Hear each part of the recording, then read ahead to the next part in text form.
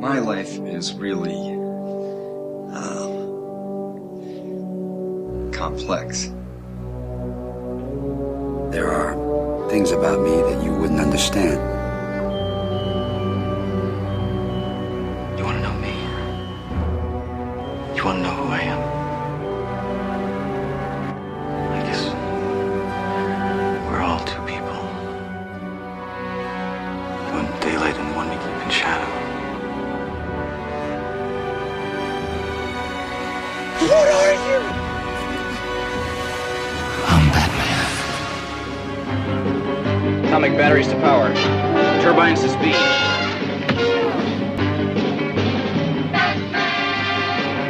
Welcome to Now Playing's Batman Movie Retrospective Series.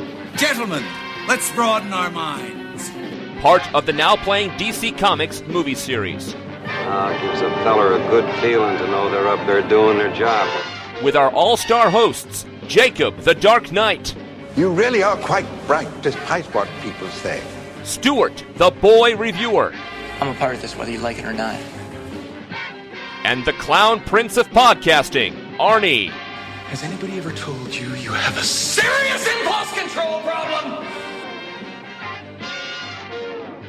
Each week at NowPlayingPodcast.com, we'll be watching another Batman film, ending with a weekend of release review of Christopher Nolan's The Dark Knight Rises. Now, the real game begins.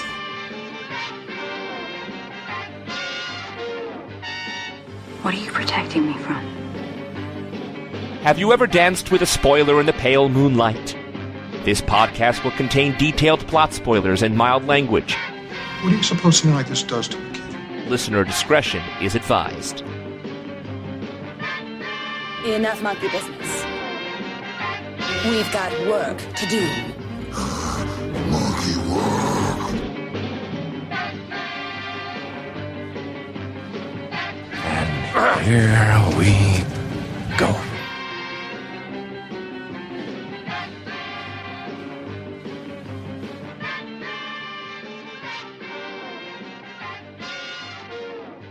When does a story that sells a lot of toys become runner-up to a Toy Story? When it's Batman Forever, starring Val Kilmer, Tommy Lee Jones, Jim Carrey, Nicole Kidman, Chris O'Donnell, and directed by Joel Schumacher. I'm Arnie, your co-host of Now Playing, who's going to flip a coin on this recommend. Stuart in L.A. And this is the host that's both a summer and a winter, Jacob. And we are back in our Batman series that feels like it's going on forever after our Mask of the Phantasm bonus review. That's true. We had another surprise show for all those folks that felt like we were really not doing them all by not reviewing the theatrically released cartoon that came in between Batman Returns and this movie. Well, we did it. And now here we are at Batman Forever, kind of a soft reboot to the Batman franchise. Don't you guys think? We've got a new director, a new actor as Batman, a new style. If it wasn't for Commissioner Gordon and Alfred, what would this have in common with the previous ones? You know, I see it definitely split down the middle, just like Two-Face. You know, they started off by saying it's a Tim Burton production, and they got his name in the credits, but they only half want to honor what he's doing here. It's very clear to me that they are hoping to excise the Burtonishness of this Batman in this movie so that they can go and do what they really want to do with it. And I was very curious when I saw that Tim Burton produced this film. I remember how Bryan Singer was a producer for X-Men First Class. He was very hands-on. So I wondered if really Burton had a say in this. Research showed that Burton's involvement was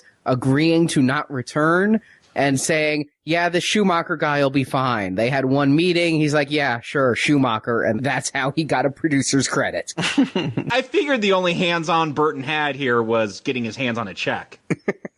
And that's not just his doing. He went to Warner saying, I've got ideas for part 3. And they're like, so do we, and they don't include you. Who can blame him? From a studio perspective, Batman is more than a story. It is a whole mass market media blitz. And while I still think Batman Returns is an improvement upon Batman, I can see why you would not want to market that movie or any future vision like it towards children. I mean, this doesn't belong in a Happy Meal. Burton, he's always skirted that edge between cute and macabre, and he went too far, and it was time for someone else to take over. You mentioned from the studio perspective, what this reminded me of is when we were discussing Incredible Hulk coming after Ang Lee's Hulk, and how, Stuart, you felt, they shouldn't really throw everything away with Ang Lee's Hulk, but I can understand how, if you're trying to win back an audience that was turned away by the last installment, swinging the pendulum hard in the other direction to assure audiences this is going to be what you like may very well be the way to go. But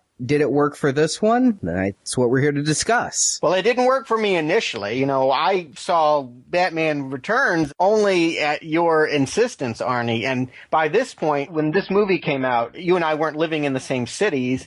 I only saw it because there was a heat wave in Chicago and I had no air conditioning. Believe it or not, that is the reason I saw Batman Forever. I would rather have the cool of the theater than to roast in my apartment. So that is why I endured it. Strangely, that's how I saw Revenge of the Nerds too. Nerds in Paradise. Did you suffer just as much, I wonder?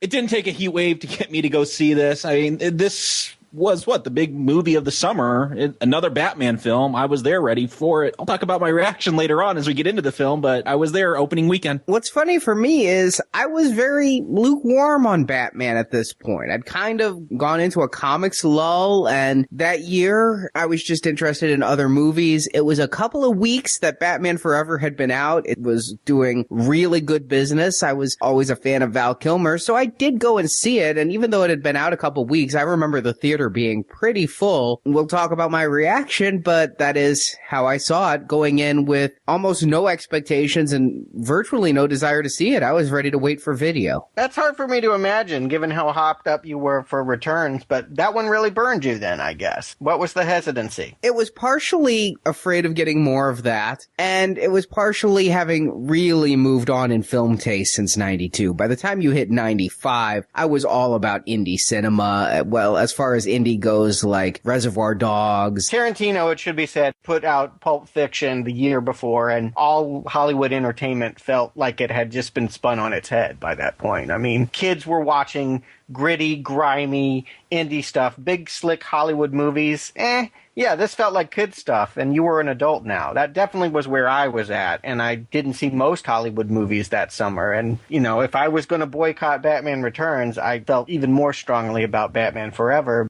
They got me. Honestly, the movie I remember being most excited for in 95 was Get Shorty. So that tells you where my film taste had gone. But I did end up seeing a lot of movies that summer, including this one, and I'll spill the beans. I walked out of there surprisingly happy, thinking I enjoyed the movie I saw, and do I still feel that way many years later, I guess is what we'll really discuss. Well, I'll spill the beans a little bit too then, Arnie, because I walked out of this, you guys talked about your movie taste changing, and yeah, we all go through that as we get older, and this may have been the movie where I said, I should probably pay more attention to those indie films I started getting into instead of these big slick Hollywood ones. I was mortified. Whatever my misgivings about the previous two Batman movies at the time, I thought that they had really screwed the pooch, because everyone in the theater seemed to be thinking that it was just fine with them. I was appalled. So if I'd been in the theater with you, you would have been appalled at me. Probably so. Let's see if we can recreate that now. I'm sure you've been appalled with me many times in Now Playing. This will not be the first. It won't be the first. But before we do any of that, let's give them a plot. Arnie? Do you want the real plot, or should I give you the Joel Schumacher plot of bright colors and vivid descriptions? Or would you like the threadbare story that weaves its way through the movie? Uh-oh, somebody's been listening to too many director's commentaries. Just give me what happened. Batman, now played by Val Kilmer, continues to patrol the streets of Gotham City, and his current fight is against Harvey Two-Face, a former DA who turned insane when a mob boss threw acid on his face. Harvey blames Batman for not protecting him, so he has decided to take out his vengeance by killing Batman, though he's always split on his opinions, so he allows a coin flip to decide the ultimate fate. When not fighting Two-Face and his gang, Batman is also being pursued, or you could say chased, by Chase Meridian, a criminal psychologist who has joined Gotham's police force and is attracted to bad boys like the Batman. As billionaire Bruce Wayne, the Caped Crusader is interested in Chase, even though Chase is after his masked alter ego, but she still agrees to accompany him to a charity circus, a circus that Two-Face is targeted. Is it the words charity circus in the same sentence that got you there? Yes, it really is. That's what it is, though. I know, and that it would be a target for any terrorist. It's great. Wait. It's a charity circus with the wealthiest people in Gotham. How could it not be? We'll get into it. Assuming one of the upper crust Gothamites attending the charity event knows Batman's true identity, or perhaps is Batman, Two-Face brings in 200 sticks of TNT, which he will detonate if Batman isn't revealed. In the chaos, Harvey can't hear Bruce shouting that he is Batman, and Bruce cannot get to the bomb in time. But the famed acrobats, the Flying Graysons, teamed up using their trapeze skills to take the bomb out the ceiling while Harvey isn't looking. The Graysons do get the bomb out, but most of the family fall to their death while trying, leaving only young Dick the sole survivor. Bruce takes newly orphaned Dick in as a boarder in exchange for motorcycle repair, but Dick is focused only on getting revenge on Two-Face for the death of his family, a grudge that's all too familiar for Bruce. And speaking of revenge, also out for revenge is Edward Nygma, former Wayne Enterprises employee.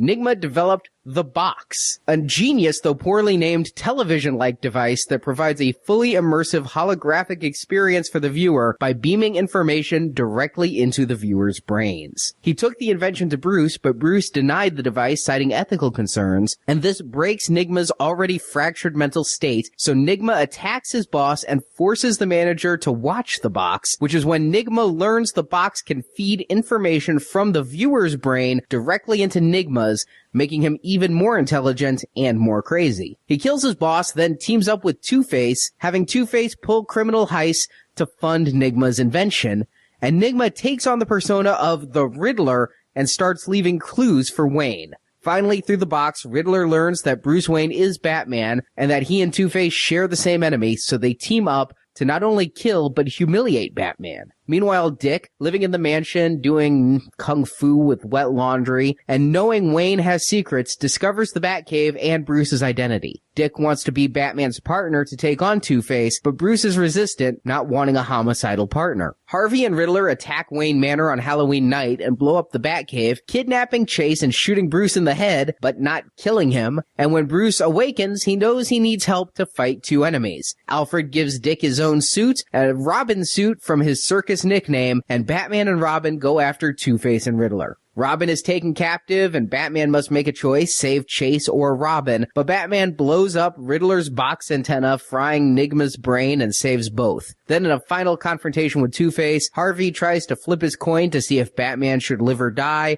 and Batman throws a handful of fake coins as well. And while trying to catch his real coin, Two-Face falls from a high beam to his death, and Batman and Robin run towards the future as partners. And when the movie started, the thing that struck me most and that I didn't remember is they didn't just get rid of Tim Burton. They just didn't get rid of Michael Keaton. They got rid of Danny Elfman and his entire iconic Batman score. It's true. Elliot Goldenthal, it's a changing of the guard. This was a new guy. He worked on Alien 3 and would end up doing a lot of Julie Taymor productions. But yeah, I actually found myself liking this music. I think I've heard it maybe in a lot of toy commercials or something. I found it to be very Batman for me, and yet it still had some of the same haunting overtones, but I was really surprised the iconic Tim Burton refrain never popped up anywhere in the score. It seems like that's something you'd want to have to keep cohesion between your series. I don't think you get Schumacher if you want cohesion between a series. It felt close enough, though. It wasn't like they had gone for something entirely different. Indeed, this feels like a split down the middle. They still want it to feel like it's part of the universe that happened the last time, only now there's bold primary colors, and there's faster pace. We get to Batman. It had been dominated by the villains, and who was Batman? He was the guy skulking around his mansion. Well, now they start the movie, first thing first, it's Batman. Or at least his crotch.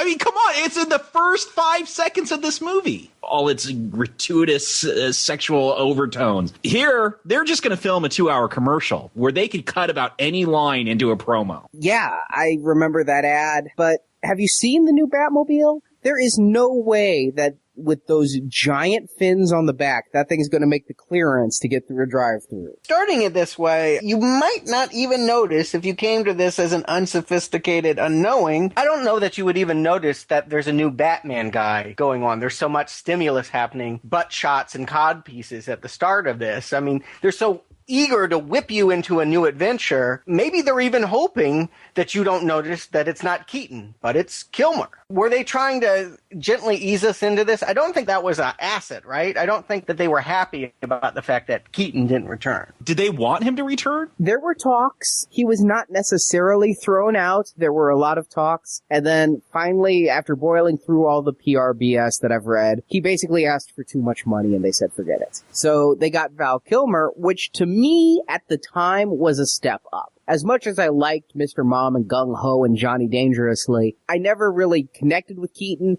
and I was a big Val Kilmer fan. The Doors being a big reason why, Top Gun, Top Secret, Real Genius, where I first found Val Kilmer. Love that movie. To see him here, he seemed like somebody who'd always been famous but never been superstar, and I thought this was going to be his ticket. Yeah, add to that mix that he had just done a problematic picture for Warner Brothers called Tombstone. They were like, well, this guy needs to be Tom Cruise. He had been with Cruise back a decade prior with Top Gun, and they'd never had the same level of success. This was the movie they thought that could put him in the driver's seat. I usually enjoyed him, even if I didn't like the movies he was in. Like Tombstone, I enjoyed his role. Don't care much for the movie. Real Genius, great film. This is not Val Kilmer, though, is it?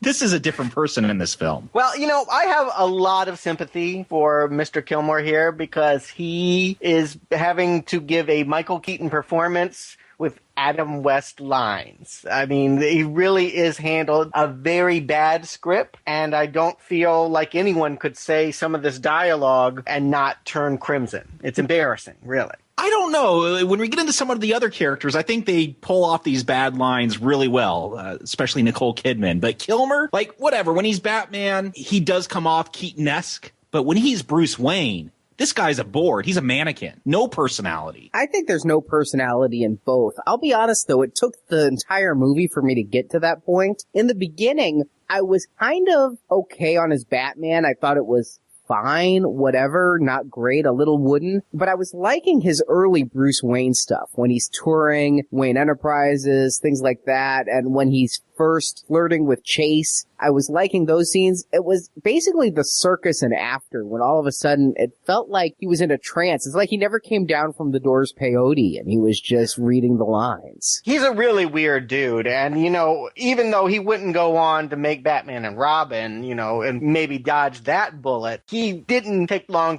before he imploded with The Saint and Island of Dr. Moreau. He got a rep, probably starting with this movie, throwing tantrums on set, being a very difficult, just not a team player. And consequently, I think that this may be the pinnacle of his commercial success. I think it was a steep decline after this. I agree. I thought that when we were recording this podcast, I'd say the last time I saw him was in MacGruber, the movie. I actually met Val Kilmer just a few weeks ago. He was at Chicago, C2E2. I got my Real Genius DVD signed. Oh, cool. That's a worthy selection of Kilmer's work to get signed. I had a little bit of Wisdom of the Stairs, wishing I'd also taken up Kiss Kiss Bang Bang. It was $40 a signature, though, so Real Genius was certainly my number one. He's kind of a weird dude. He's lost a little weight. He's not looking as bad as he did in MacGruber, but he talked like he was playing Jim Morrison.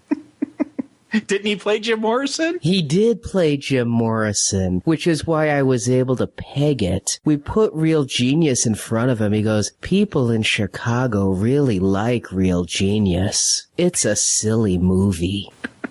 Not as silly as him playing Mark Twain. He's been doing that for the last couple months in L.A. I haven't gone to the show. I won't pay money for it, but I'm intrigued. If any listener has seen the Val Kilmer Mark Twain post about it, I want to know. That's what he was promoting there. It was the only official merchandise he was selling was the poster. He did talk a little bit at a panel about Batman and said he signed on thinking that they'd be making the kind of movies that Nolan ended up making. Did he read the script? Well, he thought if there were sequels. There were. With him. Well, he must be on a tour, Arnie, because he did a little comic convention out here in Dallas as well with Adam West. I mean, they got some of the other Batman people, but he was, out of the modern ones, he was it. Yeah, you don't see Michael Keaton falling to those depths. But here, yeah, I went in a Kilmer fan and I walked out going, well, it was Val Kilmer and I like Val Kilmer. I appreciate him in this movie as a point of grounding. Everyone else is so over the top in this movie. It's refreshing that someone is still trying to do something that isn't bombastic. I mean, if they had gotten another lunatic to scream and chortle in this, I don't think I could have taken this movie. So I actually will give Kilmer props. I think he is the most successful actor in this film. I think you're being very generous, Stuart, saying that he is acting or grounding this film. He is a piece of wood. He is a plastic mannequin throughout this film. If this is what he thinks Adam West was doing with Camp and Batman 66, take another semester of your acting school. It's bad. He is a wooden board throughout this film. I don't think he's trying to do Adam West. I think he is definitely trying to continue the Keaton mold. I think Adam West is the furthest thing from his mind because he didn't want to go down that road where Adam West was signing autographs at conventions. Here's the problem, though. Michael Keaton, he does have comic timing. Even though Batman Returns, they were not comedic films, he has those elements. He has that timing where he talked about in the charity scene in Batman, you know, where he's dropping the pen and the cup and Alfred's got, like, those little moments. He has that timing. Kilmer does not have that timing. I hope we don't hear about him trying to do some stand-up thing that goes horribly wrong in a few years. Jacob, I totally agree with you. I think it's predominantly an interchangeable performance with Keaton, but for that big difference is that every now and then Keaton would be sly and wink at you and be just slightly funny. He would just step beyond that wooden visage and let you know, I can play game here too. Kilmer is just truly, he took a pill. He's trying to get through this. He's trying to walk through this with his dignity intact. And it worked. This isn't the movie that took his dignity. The same cannot be said for our Oscar-winning nemesis, the first villain he should encounter in this opening heist. Is that what's going on here? It's a bank in a skyscraper? What does Batman stumble into at this point? Well, if you see the cutscenes on the DVD, it's Two-Face has just broken out of Arkham with the idea of getting Batman. So this is all bat bait to get Batman lured in. The way I took it and all the times I've seen the movie before the cutscene is Two-Face is off on another job and Batman starting him kind of like the way he was fighting that crazy circus in the last one. Sure, he's trying to get Batman, but he also calls out that he wants the money in this vault that slides out of a bank, which seems counterintuitive for what you want a vault to do. Yes, particularly since it's empty, even though he's airlifting it out and filling it with acid. I have no idea what's going on, but that's the least of the problems I have with it. Tommy Lee Jones should have his Oscar revoked and cudgeled with it by Jack Nicholson for this pathetic performance. The worst thing about this movie is Tommy Lee Jones. Disagree. Yeah, I disagree. I have to say, I am going to give Tommy Lee Jones credit for putting on that silly-looking mask and just cutting loose. I mean, he's still Tommy Lee Jones. He's just Tommy Lee Jones on speed. He is all over the place. He commits to this performance. And while I think the success of that committing may depend a lot on your definition of humor, I personally am riveted anytime this man is on screen. Riveted? Well, what happened to Billy D? God knows he was the one promised this role. This should have been Billy D, right? Not that I think he would have done any better, but... Now, I'm not one to throw the R word out lightly, but does anyone else think racism that Joel Schumacher took both black actors cast as Robin and Two-Face and replaced them with white guys? Was it him, though, or is it the Hollywood machine? I feel Hollywood's afraid of offending the people that are going to buy their toys, and they want to keep it just like you remember it from 1950. Maybe it's afraid of changing things, but he was the casting person on this and the next one. He single-handedly picks his actors and then pursues the living hell out of them, hounding whoever it takes to get them cast. So the fact that the studio already had to pay Billy Dee and already had to pay Marlon Wayans, they still replaced him with 2 white guys. And it made me realize there's not a single black actor in this movie. That's not fair. I believe that the assistant to Wayne, Margaret, she's very important to his daily task. I think she gets him some coffee. You get 2 women who are polar opposites. One's light, one's dark, and neither is black. All I'm saying is there's no black people here, and I'm not one who usually takes offense at these types of things, but the fact that they got rid of black people to bring in white people, that's a little harsh. That's a little hard to ignore. Particularly when the money is already spent, and now you're paying them to go away.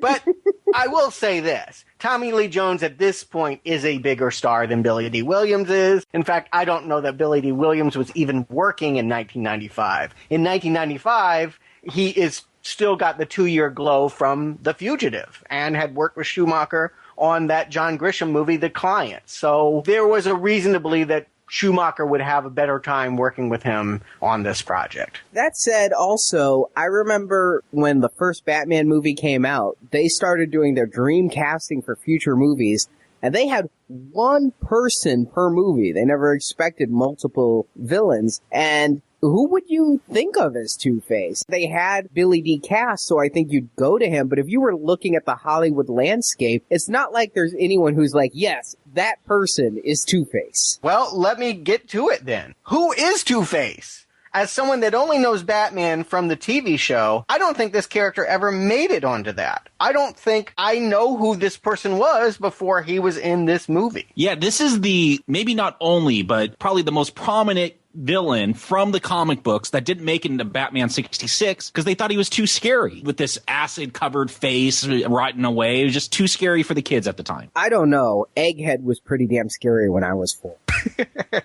You can't tell me that this is the way that the character behaves in the comic, right? Personally, I think this is a complete mischaracterization of Two-Face. Two-Face is this tragic character. He's someone that can't make decisions. I don't buy that Tommy Lee Jones's Two-Face does not want to make the bad decision. That's what he constantly wants to do. He wants to flip that coin as many times as possible till he gets the scarred side up so he could shoot someone. I don't think this is a conflicted person at all. Whereas in the comic book, yes, he is. He has to flip that coin. That is the only way he can make a decision in his life. Yeah, I agree with you completely. I mean, later in the movie, Batman has to remind him, oh, hey, before you shoot me, aren't you supposed to flip a coin? If it's part of your defining characteristic, you're not going to forget to flip the coin. I mean, say what you will about DeVito. I do feel like he made his own tragic character, a spun off from what Nicholson did in Joker. Obviously, that is the boilerplate they will go back to again and again. There's always going to be a Joker-type villain for Batman to fight because Joker is the real nemesis for Batman. But that said, this is a pathetic attempt to emulate that. I mean, they didn't even try to do something original with this. This is Joker lines in an entirely different character. And we don't even really get a origin story for this villain. We talked about the other Batman films, how they're more about the villains, and they spent so much time setting up the bad guys. Here, he's just literally in the first 5-10 minutes, he's on the screen. We get like a 3-second flashback, a little news report shot from, in a court, but with Hollywood setups for the cameras. It's kind of odd. It's like they went to the set of LA Law. Yeah. We really don't get a story for this character who I really think is Shakespearean. I guess we'll get to explore that later in this retrospective, but here it's just a very flashy version of Two-Face. It's all about the pimped out zebra striped suits. Listen, I'm glad we didn't get much more of his origin for many reasons. First of all, we have not 1 but 2 origin stories already going on, possibly 3, because I can dare say Batman is being told an origin story here. Second of all, in that courtroom scene, you see Batman leaping over the banister to rescue Harvey from the acid. Seeing Batman in a well-lit courtroom looked silly. And what would be even sillier is seeing him sitting in the pews of the courthouse just waiting for the verdict.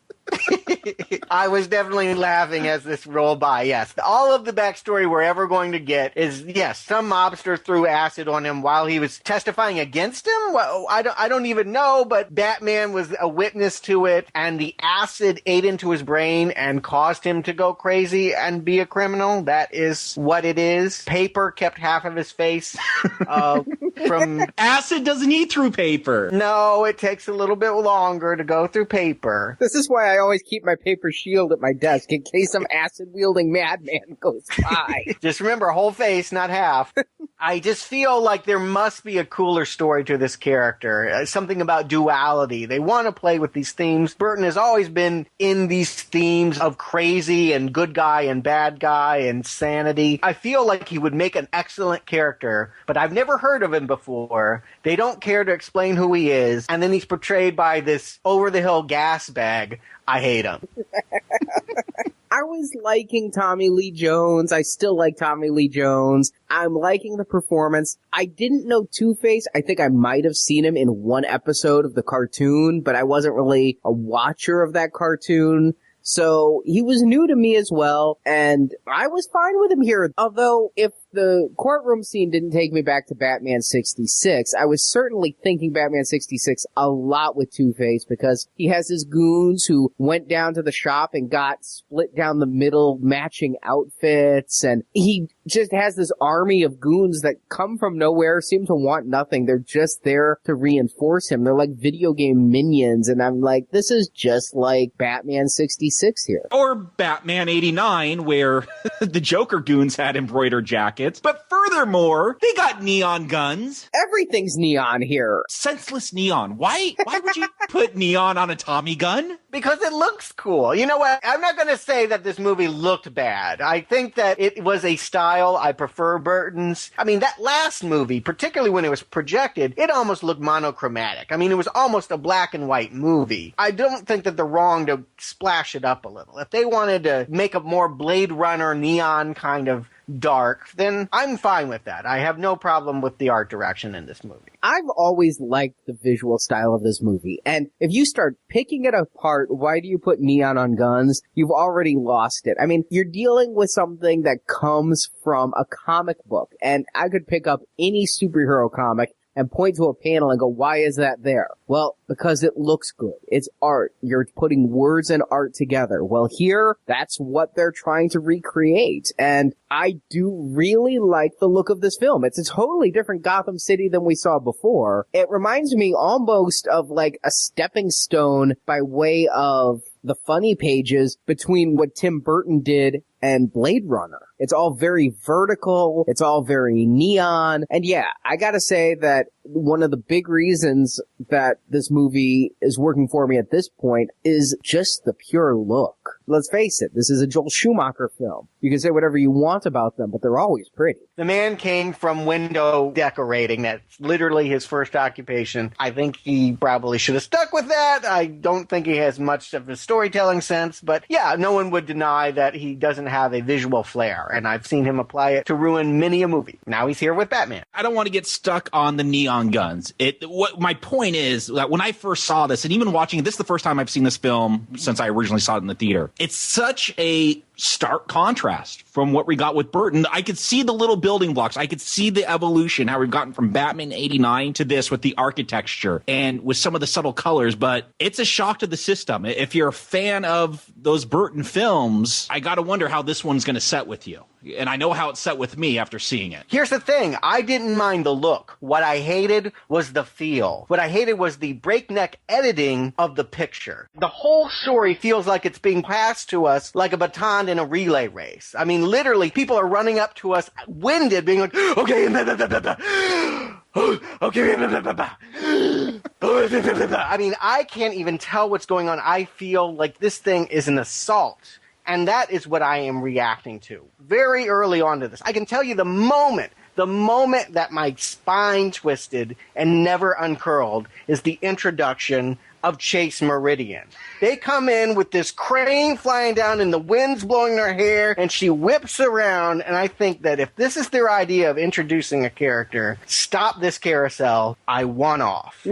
I gotta say that none of the camera movements or anything really bothered me till basically the very end of the movie. That's when I finally had enough of this ride. But Chase Meridian, I really admire how Nicole Kidman looks in this movie. I said everything Schumacher does is beautiful, and Nicole Kidman certainly fits that bill. She's glamorous without being any good. At this point, it should be reminded of everyone that she is Mrs. Tom Cruise. Nicole Kidman has not established herself with international audiences as a very big star. It would come later this year. I think her breakthrough truly was To Die For. She started being thought of as a real actress after that point. But up until that point, she was the girl that Tom Cruise was with. I gotta say, this is one of the bright points for the movie, not just because how Nicole Kidman looks, but she takes some of the worst lines. We talked about how Kilmer just couldn't deliver these lines. She just runs with it. Like, her role in this movie is to talk about how much she wants to bang Batman. You know what? I believe her. Talking about black rubber, and I kind of appreciate, Arnie, you say you like Tommy Lee just going with it with Two-Face. I like how much Nicole Kidman just takes this stupid Chase Meridian character and just runs with it. Yeah, because she's a kickboxing psychologist who likes bad boys who aren't bad like Two-Face, but are bad like Batman. And she has been brought in by Commissioner Gordon, to give a academic profile of Two-Face as he's robbing a bank? I mean, how is this even helpful? To have her psychologically break down a criminal as he's ripping them off, not even in custody. It's the second worst thing in the movie. I know you want to give credit to her for getting through it. I just pity her. This is a horrible role. She is horrible in it. I got to agree. She's miserable in this. She's supposed to be conflicted. Do I like Bruce Wayne? Do I like Batman? To me, she constantly looked like she was easy, breezy, beautiful cover girl. It was all about hair flipping. I felt like every time she was on screen, she was tossing her bangs. It was absolutely ridiculous. It made me miss Vicky Vale, for Christ's sake. I mean, forget Catwoman. I mean, this is where we're at. I'm wanting Kim Basinger back. Is Chase Meridian from the comics? Nope. Made up for this movie. I actually felt she almost fulfilled the Vicky Vale role. She's not a news reporter here, but Vicky Vale, she was like Lois Lane, where she, wants Superman, but Clark Kent wants Lois. I mean, that's how it was with Vicky Vale. She wants Batman, Bruce Wayne wants Vicky. You get this weird bipolar love triangle going on, and I felt this was almost more true to the Vicky Vale character. Yeah, but I almost felt like she should put on a chastity belt and suit up by the end of this too. She's the superhero cock tease.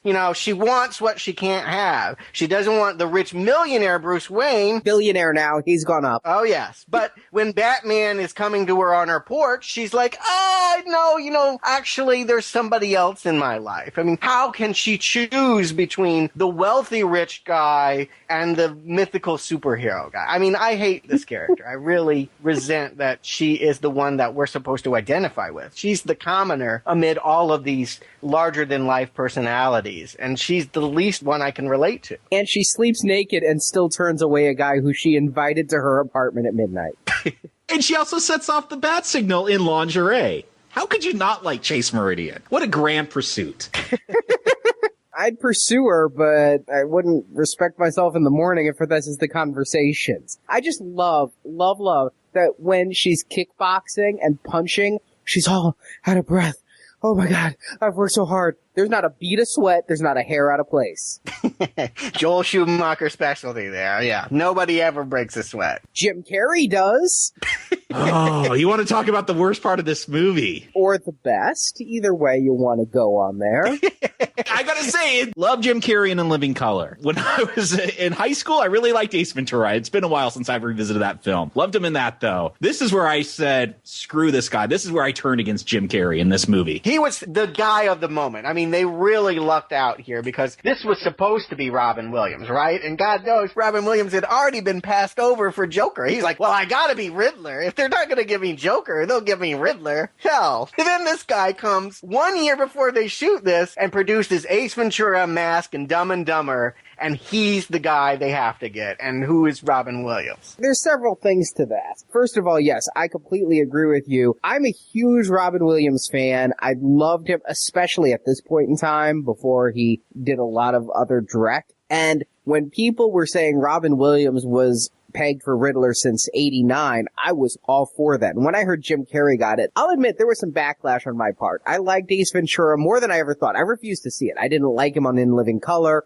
I refused to see Ace Ventura. Finally, I heard so many good things. I watched it, and in spite of my wanting to hate it, I loved that movie. Didn't care for The Mask, but I was just so upset it wasn't Robin Williams. Now, in my research for this, the scriptwriters had Robin Williams in mind. This part was written for Robin Williams. Joel Schumacher said the only person he wanted was Jim Carrey, who he knew since before Once Bitten. But, yeah. But according to Robin Williams people, he was approached, and he said, "Screw you. You guys used me as bait, saying you had me to convince Nicholson to get the part, so I'm not doing your crappy movie." Well, props to that. I mean, he would go on to do Flubber, so I don't know who won in that argument. But yeah, he didn't need this. But Jim Carrey sure did. This was the pinnacle of his fame at this point. That after the Triple Crown of 1994, this was the big payday. I mean, this was him becoming the megastar. So they really caught him at just the right moment. Personally, I would have cast Sean Young. You know, you want a stalker. Who better than that? But oh well, she'll get her due one day. You know what hit me, though, watching Jim Carrey's performance here? Way back over a year ago, we were watching Generation X, and you guys were telling me how much Matt Frewer was channeling Jim Carrey. And I hadn't seen Batman Forever in forever at that point. Seeing this, I'm like, not only did Matt Frewer just rip this off, but he did a pretty damn good job of it. And go back and listen to that review to see how he reacted to him. Just don't go back and watch that movie. You know what? There's nothing surprising about this performance. Jim Carrey is doing Jim Carrey exactly as you would imagine in a green spandex question mark outfit. I mean, I felt like there was absolutely not one moment in this movie where I saw him doing something unexpected. It is connecting dots here. It is an obvious, silly, broad, way too much performance. You know, he even says at one point, "I never know if I'm overdoing it." I'm like, that's for sure. I don't even know if that was said in or out of character. But I feel like it is neither the worst nor the best thing in this movie. It is exactly what you would expect. But already having someone like this with Two-Face, having another person, this really becomes a contest about who can cackle the loudest. Why did they pair Two-Face and Riddler? What about these two characters goes in sync? I mean, I felt like in Batman Returns, Catwoman and Penguin, cats and birds, there's a little interplay there. And the uneasy ally, they weren't best friends that wanted to, rob banks together. They didn't like each other, but they were going to trust each other to get the mutual goal done, to kill Batman. Here, Riddler wants something entirely differently than what Two-Face wants. I think the motivation here is Riddler is after Bruce Wayne. Two-Face is after Batman. Now, as for why they picked the characters they picked, I really think they went to the Batman villain generator. Boop, boop, boop, boop, boop, boop, boop, boop. Riddler. Boop, boop, Yeah. boop, boop, boop, boop, boop, boop. Two-Face. Write a script. I think they had it gone with Riddler because they wanted to get back to Nicholson, the Joker. The way they play Riddler here isn't that far off from the Joker. And that's not, again, in the comics, the Riddler's a much more serious character. He's not cackling and yelling joygasm as he blows up the Batcave with little birdie bombs. That seems much more Joker to me than what we get with the Riddler here. Yeah, this is Frank Gorshin. It should be said. They wanted to do all of the bad guys that we remembered from the TV series. Well, they'd done the other three. Riddler was the last one. I know why they did Riddler. Two-Face is a mystery to me, and I just don't see what they have in common. You saying that, Arnie, is interesting. I do not get any of that in this movie, but that would be a way to write it, that if one wanted Batman and one wanted Bruce Wayne, well, that is playing with a duality that they're constantly juggling with. I like that conceptually, but not in execution. I mean, the fact is, when you have Two-Face using the club on a helicopter, you've got two wacky villains, and that's one too many. You should have more differentiation than one's in spandex and one's in latex. Absolutely. And Jim Carrey, let's face it, if you're going to do broad comedy, he's so much better than Tommy Lee Jones is at it. I mean, this is his forte. This is what he did every week on In Living Color. He can move his body. He can contort and be the living cartoon. Tommy Lee Jones, I can't imagine that he faced the day without a stiff drink. You know what, though? I think some scenes where Tommy Lee Jones was alone early on in the movie, I do feel like he may be trying to give the best performance he can, but looking at himself like, what the hell am I doing? This isn't who I am. But when he is sharing the screen with Carrie, I get that he and Carrie are like riffing and having fun. And I really think when Carrie was around, it actually enhanced Tommy Lee's performance because he's now not the only crazy asshole on the screen. And I really like Tommy Lee with Carrie. The two of them together, I don't know, it has a DJ Jazzy Jeff and Fresh Prince kind of vibe to me. But with white people. There's no black people in Gotham. You bring up the Fresh Prince, I'm thinking Men in Black, where you have the comedian and you have the straight man. Here you have two comedians. I mean, we've seen Tommy Lee Jones play the straight man. I thought he does that really well, playing off of Will Smith. I think that would have been a better direction to go instead of having just two crazy assholes throughout this entire film. I would have been more than okay with Two-Face being a threatening, low-key, tragic figure like you described. Playing it more like Penguin than Jack Nicholson, I think, would have been the way to go. I mean, I think he could have been lecherous and scary and not trying to make punchlines. The over-eagerness to always remind you that he's split in half. And if you didn't notice that, then he's got two girlfriends and his sofa's split in half. The whole apartment, as I think Jim Carrey describes it, it's home and garden meets heavy metal.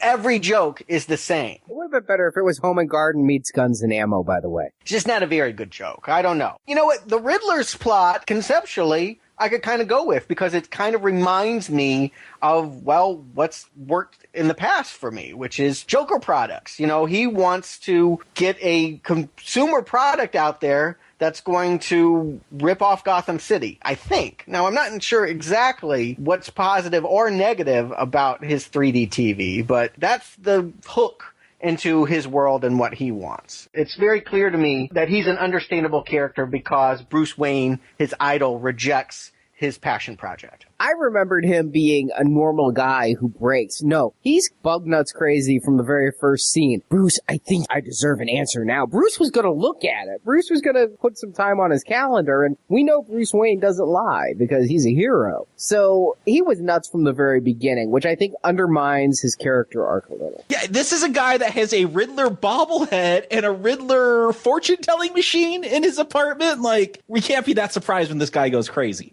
Explain that to me. Why does he already have Riddler gear, then is searching for an identity? I don't know! After he's done riddles! This makes no sense. Yeah, but maybe he just didn't want to fall into that. It's like, if I choose to rob a bank, do I really want to dress like Darth Vader, or do I want to try to be a little more unique? And he just finally was like, I'll dress like Vader, why not? I got the outfit here already. Arnie, don't rob a bank.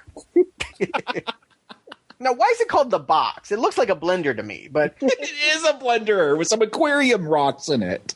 Yeah. And neon. There's got to be neon. All neon piping. No doubt about it here. But he gets to try it out on his mean boss. Ed Begley Jr., by the way. Barely recognizable, yeah. That fake stash. That's all it took. And not being able to pick him out of a lineup. Yeah, that and him being already fairly obscure, other than for St. Elsewhere watchers and Cat People fans. But yes, I mean, they do that cool thing where he really is the character that allows us to understand what happens with the box. The fish come out, and then he reels them back in. He's the fisherman in the TV. So what is the interplay here? I know that Bruce is concerned that it could be used for mind control, but its actual application is to take people's thoughts and to feed it into Ed, right? I mean, Ed's just basically combing people for their darkest secrets so that he can be omnipotent and use it against them, I presume, to be rich. Yes, he calls out he wants to steal credit card numbers. That's his ultimate plan, which you do with an internet connection. But this was before the internet.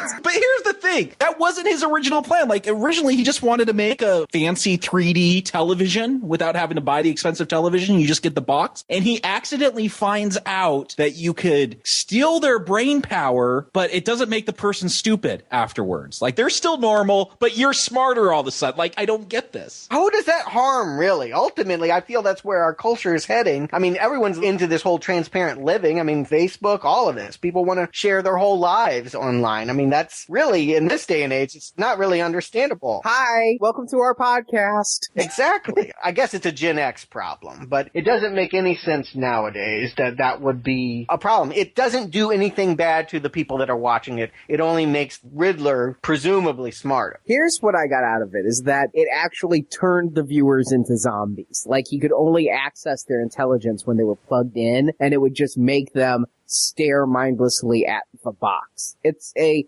very ham-handed 1950s TV metaphor. Yeah, and you're only going to get the brainwaves of couch potatoes anyway. I mean, if you really want to be smart, you need to, like, suck it out of Mensa conventions. I mean, to watch couch potatoes, that's not going to get you any far. The plot seems half-baked. You know, I feel like they were onto something. It was kind of remind me of the way Joker poisoned the products, or Shrek had kind of tainted Christmas with commercialism. I like those jokes. I think Burton could have found in this storyline the real script. But as it is, it's muddled and half-assed, and he's only half the story anyway. So we're agreed they should have thought outside the box. But don't shh.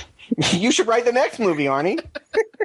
Meanwhile, though, what about Bruce Wayne? I mean, we've talked about his flirtation with Chase Meridian, and Bruce goes to Chase presumably to talk about Two-Face, I guess, but really he's there to talk about his dreams. Yeah, now we get another origin story. Now we finally, in the third Batman movie, we get the actual why he chooses to become a Batman. I think that's actually kind of a cool choice. Oddly enough, it never was a problem for me in the first movie that he made the leap from "you kill my parents" to "I'm putting on a bat." But it is an unanswered question, and we should eventually get to know that. Theoretically, yes, I'd like to know the moment that the light bulb went on and he said, yes, bats are it. And in theory, a psychologist, a real one, preferably, not this souped-up kickboxer, would be the right person to help break it down. That said, Malaysian dream dolls?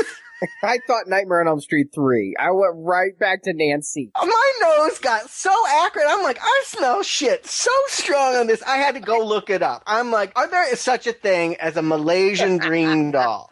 This can't be. Wiki cites Nightmare and Batman Forever for most of its research on Malaysian dream dolls. So I don't think this is real. And to the people of Malaysia, I am sorry that these two movies have defined your culture.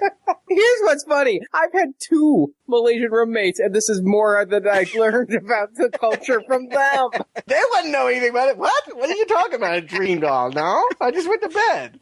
What may be, slightly less offensive to what it's doing to Malaysians in this film is that it never comes into play. You use it to reveal Two-Face's inner psyche to him. You use it to stab someone. Like, you can't have this much time devoted to a doll. Even in Karate Kid 2, that's how Daniel learns to defeat the bad guys, through this little doll that keeps showing up. Well, here's what they said. Malaysian dream dolls are half made of ebony and half made of ivory. They're just taking this from the movie. We don't know. In Nightmare on Elm Street 3, there was no ebony and ivory. And there's no ebony anywhere in this movie. We've already covered that. All I'm saying is that they're establishing that if you want to solve Bruce Wayne's inner psyche schism, he needs a little bit of chocolate with his vanilla. So why don't we get Black Robin? Yes, Marlon Wayans. Here's the thing about the whole dream thing, though. I have always liked the cave scenes, but even when I was watching this in theaters, I knew there was something missing here because there were scenes in the trailers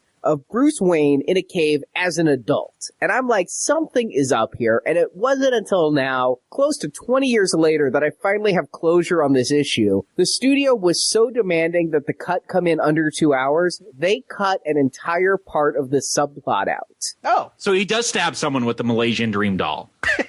No, it's all about Bruce Wayne and why he became Batman. I mean, is it really enough that he fell into a cave, saw a bat, and that's what it took? There's a whole 10-minute plot about why he was running in the first place and fell into the cave.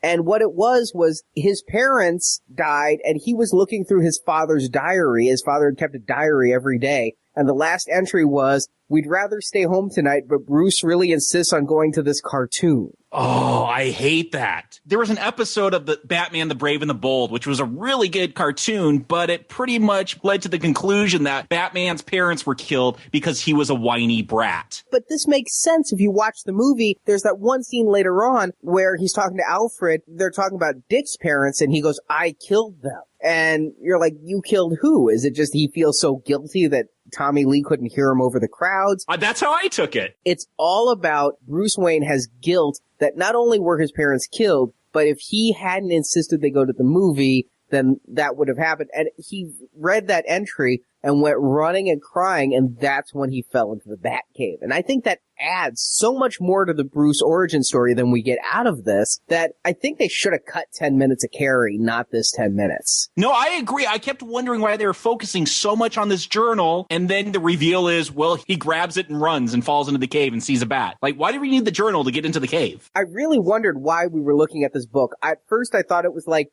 the guest book that people sign at the funerals. The Joker actually signed his name. He showed up to the funeral in secret.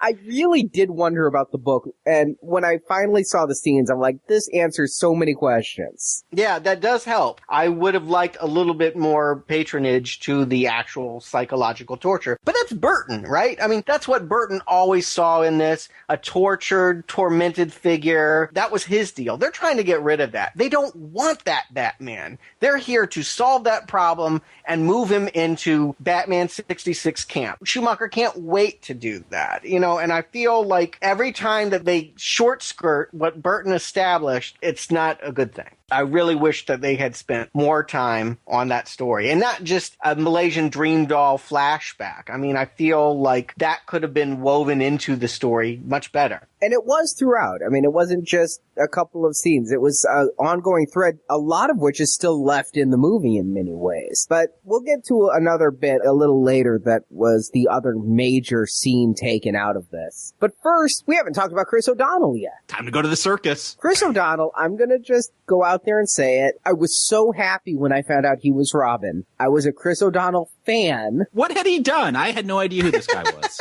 Son of a Woman. I knew him from Son of a Woman, of course. It was really the Three Musketeers that sold me on him. Okay. I was a big Three Musketeers fan. It's kind of the Joel Schumacher connection because we have both Kiefer and Christopher O'Donnell in Three Musketeers. I thought he had the right energy, and he was about my age at this point. I was 20 years old when this came out. He was 25. I was real happy with this casting choice when it was announced. You know, they were flirting with the idea of making it Leonardo DiCaprio or Marky Mark. Or Ewan McGregor, or here's the one that gets me. Christian Bale was up for Robin. Huh. That could have changed history forever. It certainly would have. He wouldn't have gotten the Batman and Nolan. That would have just done it right there. But, you know, there's lots of better actors that could have wound up with Robin. But I think you're right, Arnie. I think for this style of movie, this is the Robin that you need. Puckish, you know, there's just nothing heavy about him. Leo is heavy. Leo brings psychosis. Batman's already tortured enough. We need somebody that makes rebellion look fun. And O'Donnell does that. Of all the things that are wrong with Batman Forever, I would say the best thing, the trickiest thing they had to do, they got right. The introduction of Robin, all of this for me, I think it works pretty well. I got called out for being an easy Carney-way in Ghost Rider, and now you're saying this is the way to go. Bring in the circus. What I'm saying is, if you want to bring in the idea that Batman gets a partner, which, you know, is fraught with the whole how do we handle the gay subtext of all of that, the way to introduce it is to have him mirror the story of Bruce Wayne as a child, and Wayne can guide his vengeance mission in a way that allows him to be free. I think that's good storytelling. I think that is helpful. That Two-Face kills his parents at the beginning of this, and that Batman helps him become Robin so that he can get Two-Face. I'm down. Okay, I thought you were saying you were down with Christopher O'Donnell's performance and his casting here, because I have to say, of the whole cast, watching it this time, he's my weakest link. I think he's really painful to watch in this. I was having flashbacks to Blade, where when the movie came out, I was so, yeah, Stephen Dorff! And now I'm like, God, what a little spoiled punk this guy is. Oh, really? You don't like Stephen Dorff now? Did I do that for you? Awesome. No, I did that for myself, and I was saying that back in the Blade podcast, that as a kid, I'm like, yeah, rebellion, yeah, you're angsty, yeah! And now I'm like, what a punk, what a jerk. And that's kind of how I feel about Chris O'Donnell in this one. I think that's good, though. I think that that's right. You don't want an angsty, heavy, truly tortured person. I mean, I think that Chris O'Donnell, while not a great actor and certainly doesn't have the future resume of any of the people that we listed that were up for the part, I think that he works in this style, in this flashy, superficial Joel Schumacher way. I think he's fine in the part. I actually think the Batman and Robin, Kilmer and O'Donnell team is acceptable, even if their adventure isn't. I just find him way too one-note in this, and I'm going to go out on a limb and preview the next one. I think he's actually the best part of Batman and Robin, so he improved. I don't know that he improved. I think everything's sinking to the earth. How can you say he's too one-note in this? Everyone's one-note in this movie. Yeah, even exactly. Two-Face is one-note. Oh, come on, he's at least a chord. No, I don't think that it's a great performance, but I think that it's fun. I mean, he gives the movie a new energy. Up to this point, I feel like it has been people chewing up the scenery, and when Robin comes into this, I don't know, it flips things. I mean, his over-the-topness doesn't feel like he's trying to steal the spotlight. It just feels like silly teen rebellion, and that's...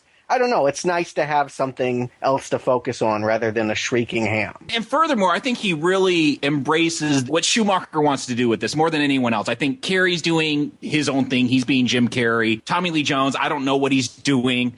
Chris O'Donnell, he's trying to pick up hose in the Batmobile and doing laundry karate. I think he gets the movie he's in. That was the biggest laugh. I do remember watching that in the theater. The biggest laugh is him stealing the Batmobile and using it to go pick up chicks. That's so relatable. That's so what we would do if we had, had become Batman. That is a well-earned scene, and that does make me like him when we get to see that side of him. I think that's fun. I do like that. It feels like they hold his note too long. Everybody else is at least a fun presence. He is just such a sour note. And also, watching it this time, he's too old for the part they give him. The dude's 25. He looks 25. He's too well built to play under 20 by any means. I'm sorry. If you're 25 and your parents die, get a job. Thank you.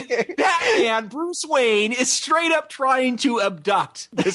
Talk about gay subtext. This isn't a 12-year-old that he's adopting. At the closest we could get to figuring out his age, Dick's like, should I go by Batboy or Nightwing? And Batman says, how about Dick Grayson, college student? So he's at least 18 here, and Bruce Wayne's trying to adopt him? He looks way over 18. I'm sorry. There's nothing about him that comes off boyish, as in, I can't buy liquor. No, I agree with you on that. There's no doubt. And I don't even know that it's playing in that way. I have my own questions about that with Burt Ward, but, he definitely has a more youthful vibe and playing off the older Adam West. Yeah, the difference between O'Donnell and Kilmer only feels about 6 or 7 years. But I didn't necessarily see that the character was supposed to be 15, 16. You're saying it was 18? Batman says, how about you go by Dick Grayson, college student? So I got to figure that's 18 minimum? Yeah, I don't understand that. I'll agree with you. The idea that should have never been in there. It should have never been, you're living with me now because the circus has gone to Metropolis. I mean, if anything, that's a reason to run away to the circus, right? No, they should have found a different way of having these two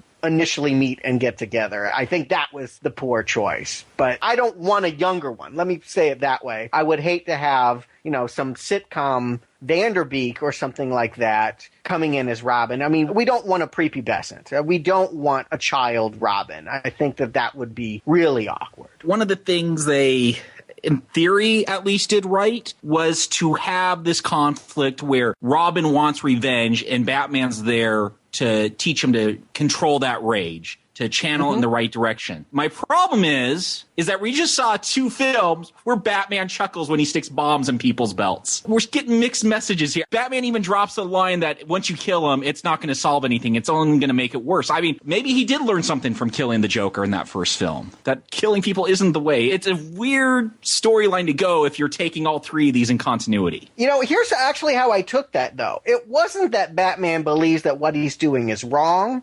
It's that he wants to go it alone. He believes he can only be Batman by isolating himself from everyone. That, none of his relationships work out. He has no friends. Hell, he has only one manservant in that giant complex. God knows how Alfred gets it all done. But I really get the sense that his persecution complex, that he can have no one to know his secret, and that it's really about him letting Robin in and trusting him. Or at least that's how it plays best to me. Because otherwise, it does seem highly hypocritical for him to say, you shouldn't do this. Meanwhile, I'm going to work out my problems and keep doing this. I think it was hypocritical. And I think all the scenes with Alfred make it seem even more hypocritical when Alfred's basically calling him a hypocrite. He's like, it doesn't do much good to try to dissuade people from this course of action. You should know. Right. I mean, all of this is hinging upon good writing and how they solve the battle. How does Two-Face get put to justice? I mean, that's where the good writing is going to make the difference here. I mean... Are you still holding out for good writing?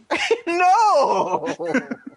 No, I am not. The very next scene should really drive it home, because in the middle of all of this, dare I say, drama, I think Schumacher's like, well, we've gone too long without action, so let's just have a random, completely no setup, just all of a sudden, Batman's fighting Two-Face's goons again and drives up a wall. Yeah, straight up, Batman's cruising around and somehow Two-Face knows what street he's gonna walk down so he could pull out a bazooka? It makes no sense. We didn't get a sense. Is there a cutscene, Arnie, where Two-Face's goons drive him down this street, lead him to go down this road? Nope, not on the DVD anyway. I think, honestly, from the commentary, Schumacher had this groovy idea of the Batmobile driving up a building, so they filmed it, and even though it had nothing to do with the plot, they cut out scenes that had to do with the plot just to insert this. I hate it. It's what I always refer to as the porno scene, where it's been too long since we've had a sex scene, so we're going to throw one in. They did this in Revenge of the Sith with Kashyyyk, and here it is. We've gone too long without something blowing up. We're going to blow stuff up, even if it doesn't aid the plot. And anything would have helped me, but this doesn't drive the story forward at all. When it's done, we are still at the exact same place at the beginning, which is a fatal error of an action scene. An action scene needs to change something. The stakes need to be different at the end than the beginning, and that never happens here. There are so many fights against Two-Face. This is our third fight against Two-Face, and we are only 50 minutes into the movie. Arnie, come on. How is little Joey going to know to ask for the Batmobile with the little rope that comes out so he can reenact this scene that costs $10 more than the other Batmobile? I mean, come on. This is a commercial. You're 2 years too early for that, Jacob. This is not the case. They actually had trouble merchandising this one because of Batman Returns. Companies did not want in. And you know what? I'm fine with being commercially minded. You want to sell toys? That's fine. Drive up the side of the building? That's cool. But to your point, Arnie, you've hit it on the head. It's the antithesis of a great superhero movie, like I said about Iron Man, where they never had just a cheap fight to stimulate you, or just a porno action scene where we're just going to show off our tricked up hoopty. I mean, this is really lazy storytelling. This is an incredibly bad script. And it's so bad, it makes me angry. I can even remember at the time looking around and watching people fall for it. It was angering to me to know that people were going to meet it at this level. They should ask more out of their entertainment. The previous two Batmans, whatever their flaws, never stooped this low to pander and be quote-unquote fun. That said, I gotta say, I mean, it's only when reviewing it for Now Playing that I'm like, why am I watching the third fight in 50 minutes? When I was watching this in theaters, I'm like, yeah, that's kind of cool. The Batmobile just drove a building. It's like the 60s with tires. I think the biggest reaction that I saw out of the crowd was when he gets that cape thing going. That there's a battle later where Two-Face has chased him down into a subway or a sewer, or I don't know. It's underground, and they light flammable gas, and he throws his cape on. I remember there was a man that stood up and went, yeah, when it like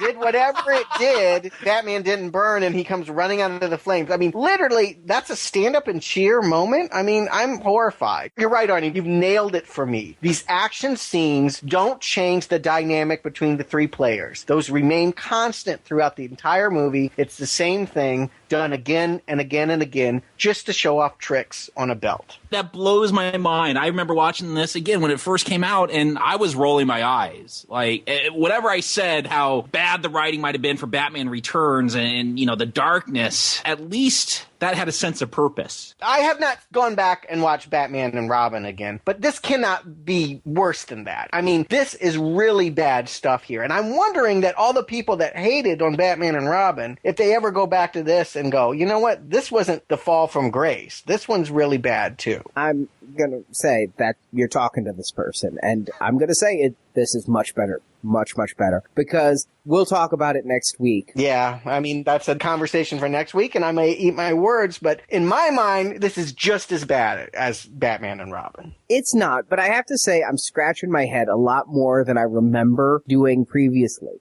The very next scene after that, Riddler just strolls into Two-Face's home. And all I could think of is, if Riddler could just walk into Two-Face's home, why doesn't Batman go and, punch him out and call it a day? Is he listed? They eventually say, I found you with the box, but the box wasn't even mass-produced then, so how did he find him with the box? Furthermore, when he walks in, he's just got 2 boxes sitting there. He's got the little things you stick to your head that you would think only the Riddler would have, since he's sucking up the brain power. But no, they're just sitting on Two-Face's couch. Are they? Yes! He doesn't pull them out in the bag or anything like that. He just walks over to the coffee table and picks them up. He had to have brought him with. No, well, that must be another cut scene. Go back and watch it. Maybe Sugar and Spice were the ones that sprung for it. I don't know. Maybe you're right. Maybe that is how he found them. It's not the fact that he finds them. It bothers me that he'd want to collaborate, because I thought he was the stalker of Bruce Wayne. This guy has put Bruce Wayne's life in danger. I mean, why is he rooting for him during the circus? Why is he wanting this guy to be destructive? There's no ally here to his cause. What it is money. He thinks this guy can steal him money because nobody's going to legitimately invest. And if he steals money, then Nigma can mass produce and market the box.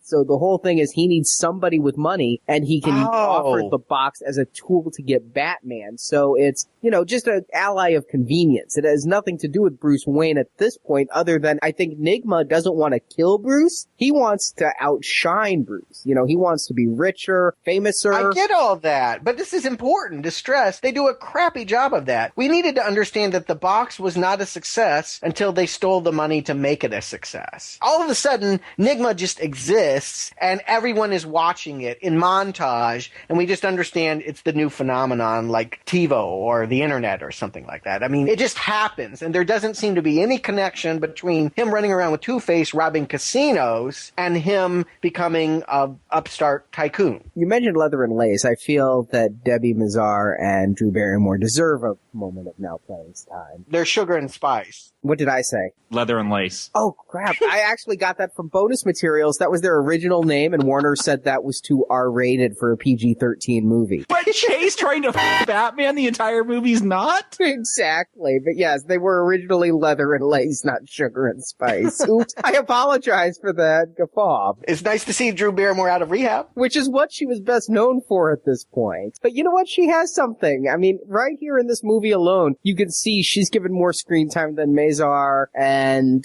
you can see she's going to make something of herself with that Playboy spread. And honestly, she's more appealing to me here. I'd rather have Leather and Lace than Chase. Sugar and Spice. I'll go with my way. He wants the R-rated movie. Well, I don't want Chase. I mean, that is a nightmare there. Like I said, she should just be the 4th superhero cock tease. How do you chase a Meridian? They're pretty static, right? The Prime Meridian, right? I mean, you just go to it. These girls should be fun. They're obviously accessories to the schism that is going on in Two-Face. If Two-Face were better developed, we might see their interplay with him be more fun. I think that would be entertaining. My problem is Two-Face is the exact same. I never get that there's a calm side and a crazy side. He's barking out of both sides of his mouth. It's just one is a growl and one is his regular southern voice. They can only be as good as Two-Face will let them, and that's not very good. So then they have that party where Edward Nigma shows off all his wealth. Party scene's very important in superhero movies. This is where lots of things come together, bad guys meet, plans coalesce. This is where Riddler gets everything that he wants. He's admired and stalked Bruce Wayne. Well, he gets to have Bruce Wayne's brain. They trick him with Sugar, thinking that she turned it off and that he can't be trapped in the machine with it on. Well, she has a spare key, and they find out his big secret. I guess thinking about a single bat flying, I guess that's a giveaway that you're Batman. The thing that gets me is I honestly, even watching it this time, knowing that at some point they find out his identity, because right when Bruce Wayne finally steps into the box is when Two-Face decides, I guess the coin flipped the wrong way, he's going to crash Nigma's party and rob people, and he blows up the box. I'm like, did they get the information or didn't they? I really wasn't sure. That was so confusing and counterproductive. Even Nigma's pissed off about that. I guess he flipped a coin and felt that was the way to go in with it, but that's the inscrutable quality about Two-Face. At the end of the day, he just seems to be chaos all the time. Plus, who could resist the press of Gossip Gertie? I feel like that's your real throwback to Batman 66. Brucey! Oh my God. I can't stand this character. I can't believe that they bring her back later. It turns out this is Bob Kane's real life wife. Oh, well, that's nice that she got to have a connection to her husband's iconic thing. But good for her, but I'm hardly going to cite this as the worst thing in this movie, but... I could actually say it's the worst thing in this movie. I think I could stand on that, yeah. Oh, come on, Arnie. The same scene, not to hark on Neon again, but we have a neon band with a neon sax player. I got to figure that's some kind of tribute to the Lost Boys, another Schumacher film. Didn't the sax player have a shirt on? Because right there, that undermines any tribute. It just means Schumacher likes sax. He did do St. Elmo's Fire, by the way. Yes, one of the few entertainers at this party that did have a shirt on. I thought you weren't supposed to have any sax before the fight. Save it for the next film, Stuart.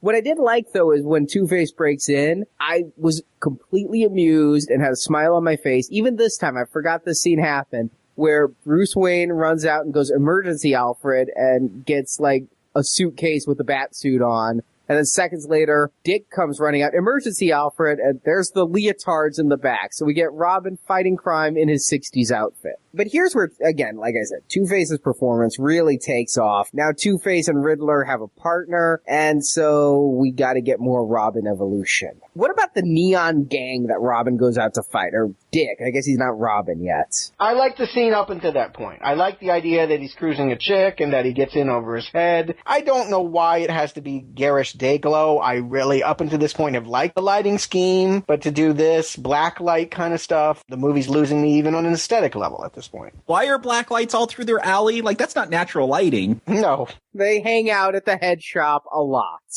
That's fine. If this is your aesthetic, that's fine. I guess, again, because I'm coming from those Burton films, this is a little bit of a shock, not setting it up, just saying, hey, here's the new aesthetic for these Batman films. It just doesn't make sense out of a film that doesn't make much sense throughout. If you're going to be a gang, it's probably best not to be really shiny and bright. It makes it hard to hide from the cops and break into things and steal stuff. Hey, as a fan of the 1979 classic The Warriors, I have no problem with outrageous gang signs and colors and outfits. I mean, baseball furies, whatever. Yeah, I'll go with their crazy gang, whatever. I think the disappointment is they're here for just this one scene. They don't come back. There's no real payoff for them. Robin doesn't learn anything out of this other than Batman is a bigger celebrity than he is. I just feel like it's a wasted opportunity more than anything. I have to say that I honestly thought from her voice and the brief appearance, the girl he rescued was Alicia Silverstone. Yeah.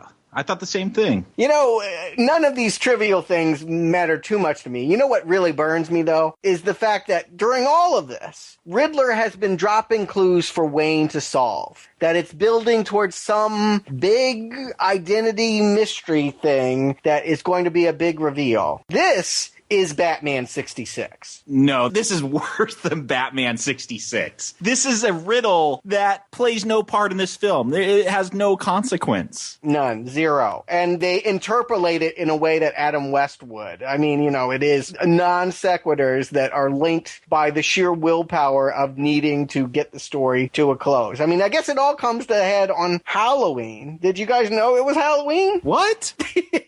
Yep, it's Halloween. And that's right. There's the trick-or-treaters. Yes, Mm-hmm. Bruce Wayne is going to use this occasion to tell Chase finally that he is Batman, even though she's decided she doesn't want Batman. I don't know what she's going to do now. She'll probably leave him for Robin. But, you know, he's going to do that big moment, and Two-Face and Riddler, having knowledge that he is both Batman and Bruce, break into Wayne Manor to blow it up and leave their last riddle. I guess.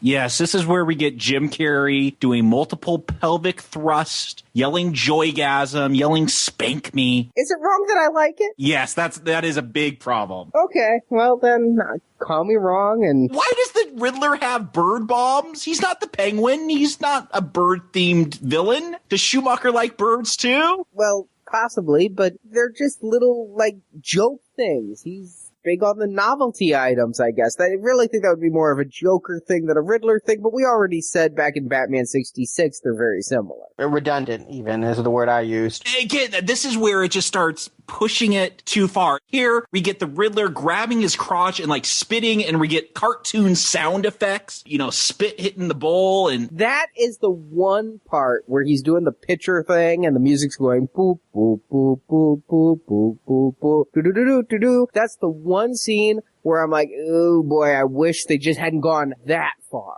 But without that, you know, you're gonna go with the ride or you're not. You can either nitpick it or you can have fun. I'm enjoying the explosions with the pelvic thrusts. We've always talked about the subtext of sexuality in superhero films anyway. Why not make it overt? I'm fine with it. I'm entertained. It's all I can ask for from Jim Carrey of this era. Believe it or not, I'm going to defend Cable Guy. I think he did it much better the next year in Cable Guy as a stalker with a sexual fetish and television satire. I think all of this was handled much better, much darker and funnier in Cable Guy than it is here. I feel like this is the part where Riddler's going to reveal his last clue. He's got the upper hand, and we're going to find out everything that he's about, and it's not much. You know, when you add up a match, a chess pawn, clock, and vowels, I mean, this random assortment, all of this we're to understand is to take the first letter that translates into a number, which spells out Mr. E, which is both conveniently a pun, and Mr. Enigma. Which Enigma is also in itself a pun. Yes. Also, there's a big green gassy cloud going to an island. The Riddler wears green. Did we need the riddles? Did we need the clues to where the Riddler was hiding out? That was my question. Is the mask hiding his identity? Did he not know that Ed wasn't the Riddler? I feel like maybe he didn't, but somewhere Frank Gorshin is pissed and saying, you know, my riddles meant something. Mm-hmm. Because honestly, Stuart, you just now were talking about the riddles. I'm like, oh yeah, there were riddles. Oh yeah, they were put together at the end. I could not remember as you were reciting it what the hell the point was. What's even crazier is that at the beginning, the riddles are given to Bruce Wayne, and then one's given to Batman before they knew Bruce Wayne is Batman, and then one's given back to Bruce Wayne when they know, like, this makes no sense. There's no logic here. I could go with stupid neon and blacklight gangs if there's some logic to explain it, and there's no logic in this film. It's just, here's some pretty colors. Yeah, that's where I give up on Riddler as a character. Is up until this point, he kind of had this half-baked plot. I was kind of hoping he was going to pull it out. I knew Two-Face didn't have anything going. But once we find out that that's all it was, hey, I've just revealed to you who I am, now you can come chase me to my lair, that's the biggest slap the forehead duh moment of the whole movie. I'm like, all right, let's get this over. This is where that other cutscene I was mentioning comes in, because Bruce does get shot in the head during this raid. Really? Yeah, and he falls down, he's bleeding from the head, and Two-Face comes over to finish him off because a bullet in the head isn't enough, and that's when Jim Carrey goes, if you kill him, he won't learn nothing, which I think he got from Freddy, and Freddy's Dead. I think it was about the same thing. The Malaysian Dream Dolls, they keep ripping it off. Schumacher really just wanted the Nightmare remake. But here, it wakes up, and Bruce has amnesia. What? He can't remember that he's Batman. Wow. He's not wondering what all that smoldering smoke coming from the basement is? Yeah. He and Alfred are walking through, and remember, by this point in the movie, he'd quit being Batman. He'd given up. That's why he was going to tell Chase, is because he was like, I'm done being Batman because Dick Grayson has shown me that this is not the right path. And there's another cutscene where people of Gotham are calling for Batman to quit because they think he's bringing the supervillains. So the Gothamites don't want him. He's seeing Dick Grayson. He quit being Batman to be with Chase and just be Bruce Wayne. And then he wakes up, and that's all he is. And Alfred is giving him a tour of the Batcave. He's like, I remember all parts of my Bruce Wayne life, and this is all foreign to me. Okay, amnesia subplots that get introduced and solved in 5 minutes, terrible. Maybe that could work as a Act 2 storyline. I don't know. That's dicey. Amnesia is definitely obnoxious. But you're telling me that all of this transpired within a couple minutes? Yes. Ugh. Well, that's why it got cut. That is just too stupid. Well, this is where you find out that the cave into which young Bruce fell is attached to the Batcave, and Alfred makes him walk in. It's kind of like Empire Strikes Back when Luke has to go into the cave to face his fears. In fact, it's just like that, because he goes in and waiting for him is a giant bat that he has like a moment with. Oh, yeah. Yeah, I can see that. You know, a larger question about the cave. He also, at his Wayne Enterprises skyscraper, has a trap door that falls into a cave. Is all of Gotham built on a cave? He was in that pod for a while. I like to think he has his own little subway tunnel. Oh, okay. Well, maybe. But yeah, he goes into the cave, he has his moment with the bat puppet, and then he walks out and he gets to give his Michael Keaton line, and it was cut from the film. I'm sure Val was pissed. He goes, "I'm Batman." Well, they were right about one thing. We needed to have that moment where it finally clicked for him. And I think it would have been helpful if it had been helped solve with Robin. Robin is nowhere to be seen. Maybe he's out trick-or-treating. I have no idea where he's been. He ran away from home. He grabbed his leotards and left. He did? Yes, there's a brief scene in the movie of him packing the leotards on Halloween night. Maybe he wanted to go trick-or-treating, but he takes the leotards and leaves. And then for no reason given in either a cutscene or a scene, comes home and, hey, there's a red and green rubber Robin suit for you. Alfred's a kinky bastard. You know why Alfred's a kinky bastard? I always thought it was the next movie that gave nipples to the suit. But when they do the close-up of R on Robin, he's got nipples. Oh, you see him earlier, too, on Batman when he goes to see Chase, and I would,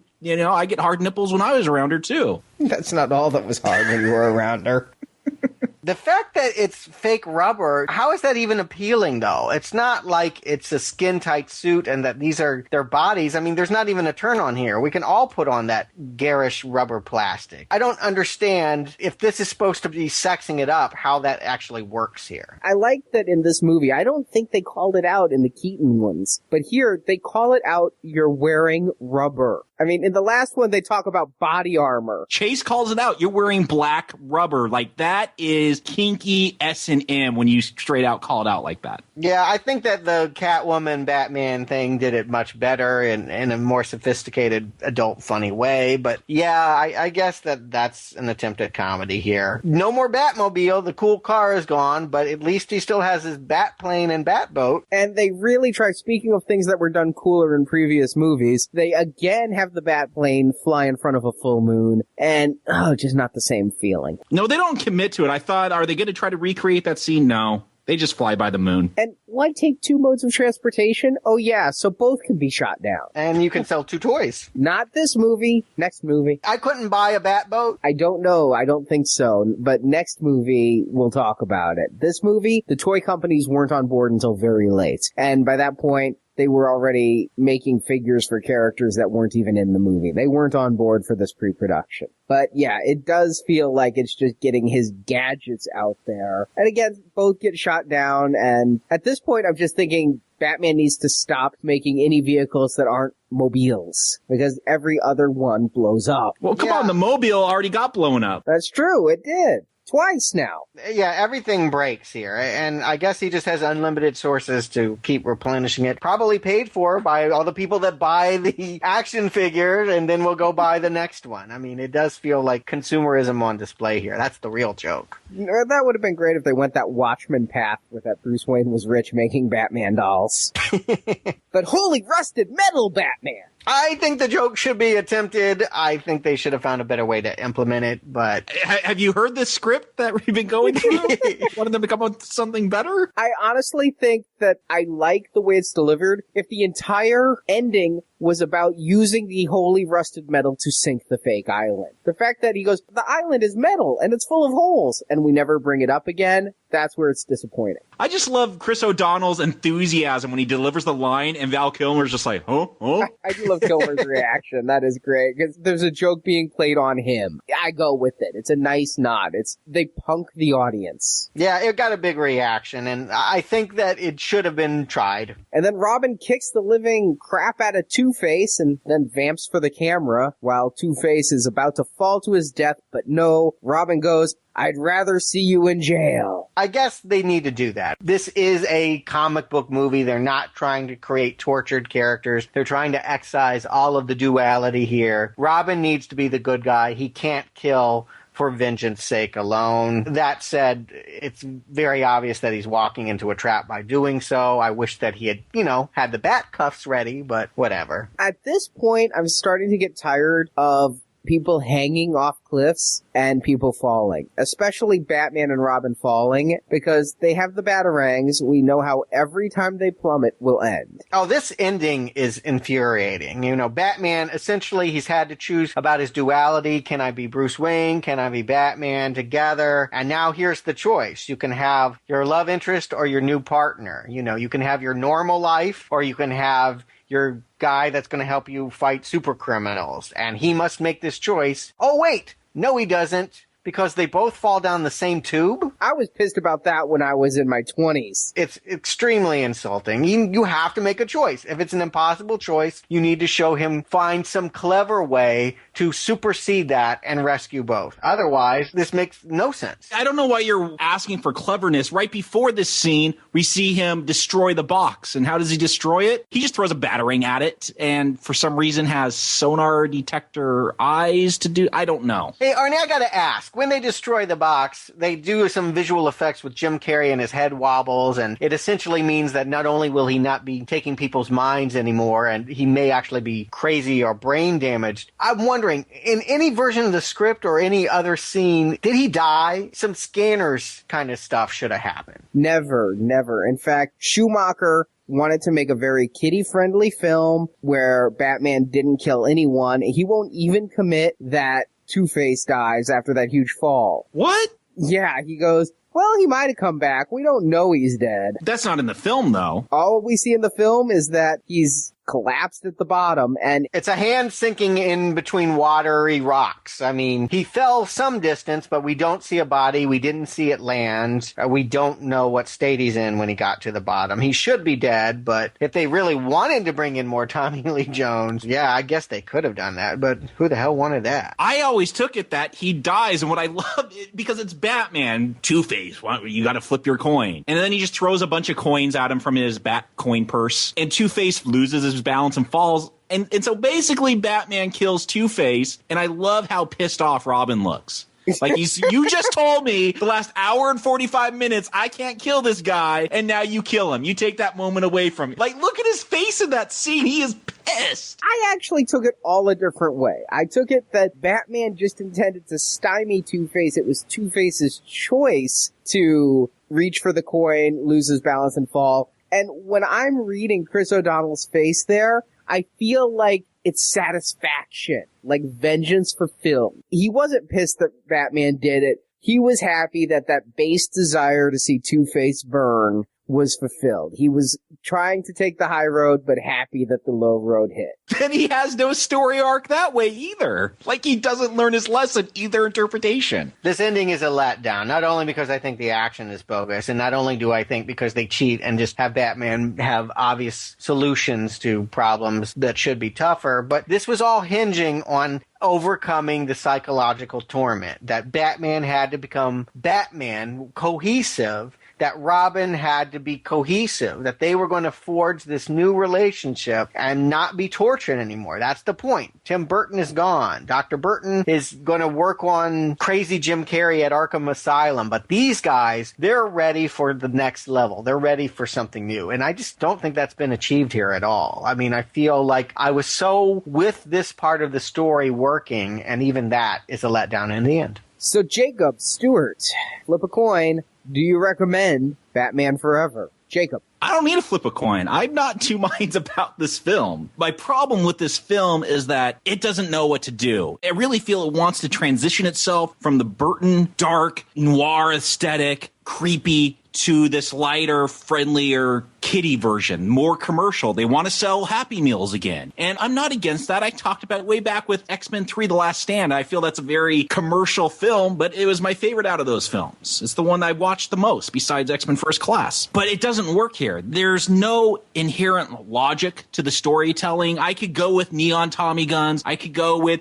crazy, cackling Two-Face if there's reasons for it in the story. But Schumacher doesn't care about the story here. We discussed that. He cares about the pretty colors. And there's just so many of the performances here that grate on me. Jim Carrey, I liked Jim Carrey before this film. Val Kilmer, I couldn't stand here. So for me, there was a reason I have not revisited this since it first came out. I'm sorry that I had to revisit it again this time. I wish I hadn't. This is a strong not recommend. Batman Returns, can I go back and recommend that one? Because I kind of really like that one now that I've seen this. I could appreciate what Burton was doing. He has a vision. I said it before. He's a wacko, but he's committed. This, though, is just a mess. A pretty colorful, splattered mess, but I can't make heads or tails of it. Not recommended. Stuart? I'll be brief. If I could tell my old self in 1995, just be brave, stay cool, don't go to the movie theater, it's just not worth it. Even in the middle of brownout heat wave where you're dying, it's just not worth enduring. They've ruined this. Everything about this is boorish, over the top, screeching, obnoxious. And the few things that I did try to glom onto here ended up disappointing me. The relationship between Batman and Robin, I thought they might pull that out. Nope. The commercial satire with Jim Carrey and his box. Nope. That's all for nothing either. I mean, even doing half Burton, you don't have much. I mean, you don't know what you got till it's gone. Tim Burton's vision wasn't perfect. It lacked in action. It got a rather sulky hero, but at least I could endorse it. This is the first Batman movie that I say absolutely no way. And again, I wonder, is it going to be that much worse than what we get next week? I, at this point, can't believe that it would be. Strong not recommend. I walked out of this movie once again a Batman fan when I watched it in 95. I was really excited for Batman once more. Watching it now, I feel like Tommy Lee Jones. I'm of two minds with this movie. On the one hand, I disagree strongly with some of the things you guys say. I think you guys are basically being sticks in the mud about some of the good in this movie. Some of the things you guys cite as negatives, I think that it's because you don't want to like them. It's like there's so much about this movie you don't like. You can't go for the ride that would make Tommy Lee Jones' performance fun. The worst thing in the movie, still. Hey, I'm the only one that liked Chase in this film. I'm willing to go with some of it. I cited liking Robin. You're wrong, Arnie. We have not given it a universal pan. No, but the things you've panned are things that I can't agree with the panning of. The things you both just cited as part of your not recommends are things that we've discussed here, and I just completely disagree. I think there's a lot of fun in this movie. I think this movie is fun from beginning to end. Jesus. That said, I feel like in order to fully enjoy this movie, I need the box. Because I need some implant that will make the other half of my brain stop screaming how insanely stupid this movie is. I'm having a good time with the performances. I'm having a good time with the music, the visual style. I love the score of this, from Flaming Lips to Offspring. I mean, the soundtrack and the score so work. It's an audio-visual masterpiece. God, the script is so goddamn dumb. I'm so torn. Can I recommend a movie this stupid? Can I not recommend a movie this brave? Brave? I am on the edge of my seat. You're up on the trapeze, flipping. No net below. No safety net here. Zero. Go for it. Recommend. Whoa! So for those keeping track, I just want to be clear.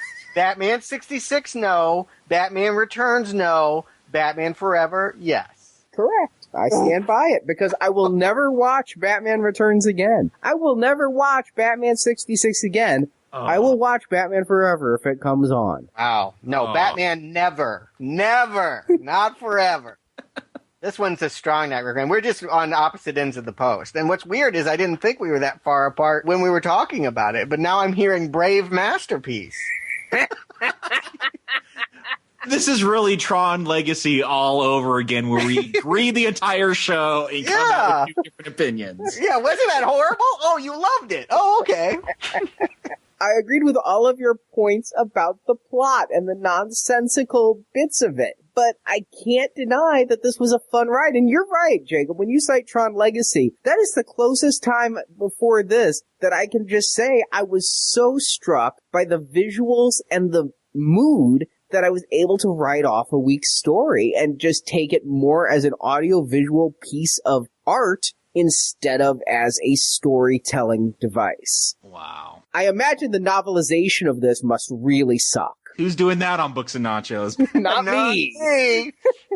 But the movie? Yeah, I went with it. I had a good time. I can't not recommend it on that reason. It's not a very strong one. You guys know I'm right there. It was a coin flip, but the coins came up heads, and I'm going to recommend it. So, just to close it up here, who are you crediting for the coin toss flipping over? Who has delivered what you want that is impressing you? It is very much style over substance, which is what I hate about Joel Schumacher as a man. If I ever met him, I'd want to punch him, because he repeatedly makes movies that I like in spite of themselves. I actually see the flip version of that. He takes interesting concepts like Flatliners and makes horrible movies out of them. I feel like you guys like Lost Boys. I don't think I would like that movie if I returned to it. I feel like there are things that I want to like and I'm ready to embrace. And almost consistently, universally, I can't think of one film he's ever made that I didn't hate. And I can think of several that I didn't hate, but so many of his movies I should have loved. Unfortunately, he is so much about style and so little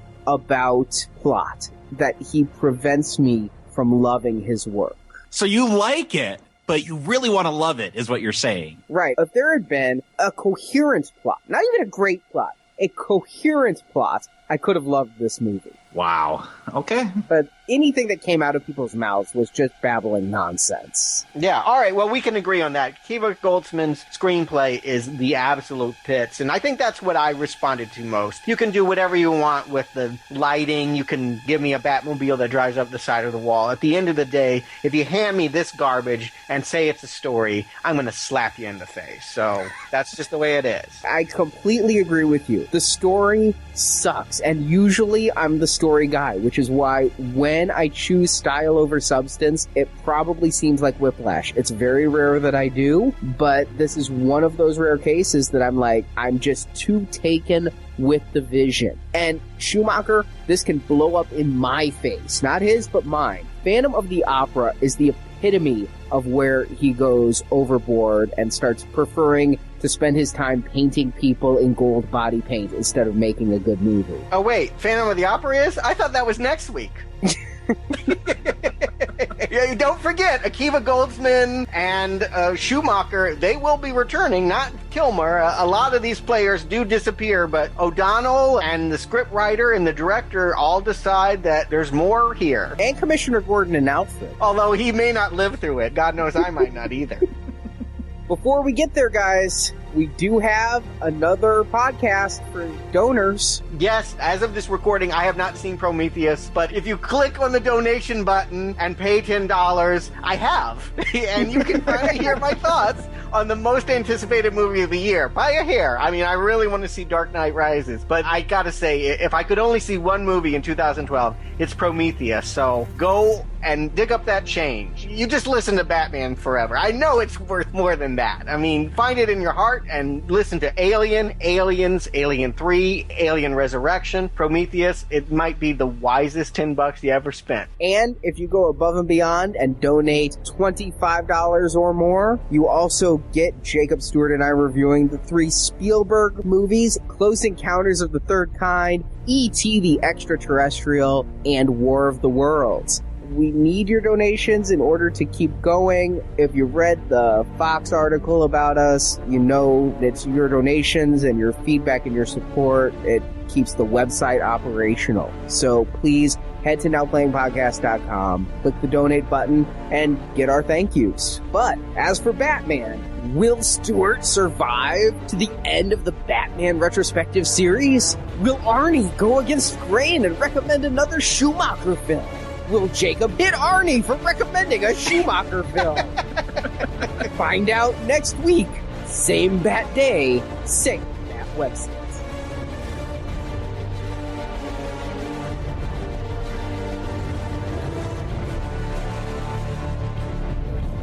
We've received a letter from Batman this morning.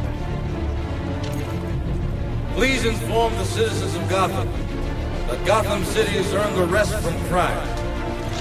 But if the forces of evil should rise again to cast a shadow on the heart of the city, call me. Thank you for listening to this episode of the Now Playing Batman Movie Retrospective Series. Well, that was very brief. Just like all the men in my life. Part of our DC Comics movie series. Fortune smiles, another day of wine and roses. Or in your case, beer and pizza. Ha! Come back to NowPlayingPodcast.com each week as we review another Batman movie, culminating in a weekend of release review of Christopher Nolan's The Dark Knight Rises. My business, repeat customers. And while at NowPlayingPodcast.com, check out our archives where you can find reviews of other comic-based movies, such as Green Lantern, The Avengers, X-Men, Howard the Duck, and many more. If you gotta go with a smile. You can also listen to our non-comic-based movie reviews, such as Star Trek, Terminator, Halloween, A Nightmare on Elm Street, Tron, and many others. Now that's impressive! You can set your Bat phone to subscribe and get every new Now Playing podcast. RSS subscription details are at NowPlayingPodcast.com. What is it you really came here for? While at NowPlayingPodcast.com, be sure to join our forums, where you can discuss this show with other listeners. Don't talk like one of them. You're not. Even if you'd like to be. You can also follow Now Playing on Facebook and Twitter, where the hosts post new episode announcements and written movie reviews. Come on, you gruesome son of a bitch. Come to me. The link to our social media pages can be found at NowPlayingPodcast.com. Oh, you made it. I'm so thrilled. Support from listeners like you help keep Now Playing operating. So what are we waiting for? Let's consummate our fiendish union. You can find a link to donate using PayPal at the bottom of our website, NowPlayingPodcast.com. It's not about what I want. It's about what's fair! You can also show your love of Now Playing Podcast by shopping in our store, where you can't get capes and cowls, yet you can buy panties, t-shirts, coffee mugs, calendars, mouse pads, and much more. Alfred, let's go shopping. Yes, sir. Now Playing's Batman Retrospective Series is edited by Brock, Alex, Nick, and Arnie. They scream and they cry. Which is your day now? Now Playing credit narration by Brock. I hate when people talk during the movie. Now Playing is not affiliated with Warner Brothers Pictures or DC Comics. Batman and all that DC's Infinite Earths contain are the property and trademark of DC Comics, and no infringement is intended. The law doesn't apply to people like him or us. The opinions expressed on Now Playing are those of the individual hosts and may not reflect the opinion of Venganza Media Incorporated. This is why Superman works alone. Now Playing is a Venganza Media production, copyright 2012, all rights reserved. Gotta go! So many people to kill, so little time. When does a story that sells a lot of toys become runner-up to a Toy Story? When it's... Am I supposed to answer? If you'd like. I kind of know. Bruce takes in the new Dick. I'm sorry. Bruce takes in newly orphaned Dick in a... Bruce takes Dick. I know, he's trying to get that one in. I'm trying not to get the Dick in, okay? Well, just say young Grayson. Well, actually, the problem is the word in. I keep saying in earlier when it needs to go in later. I don't even know if we're talking about the plot anymore. We're just going to show off our tricked up hoopty.